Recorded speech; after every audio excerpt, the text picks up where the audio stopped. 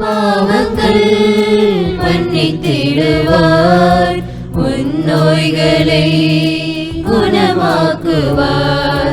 உன் பாவங்கள் மன்னித்திடுவார், உன் நோய்களை குணமாக்குவார். உன்னுயிரை அழிவினின்று மீட்டு காத்திடுவார். உன்னுயிரை அழிவினின்று மீட்டு காத்திடுவார். கருணையும் இரக்கத்தையும் முடியாக சூட்டிடுவார். நன்றி நன்றி நன்றி என்று பாடுவேன், நன்மை செய்த நல்லவரை போற்றுவேன்.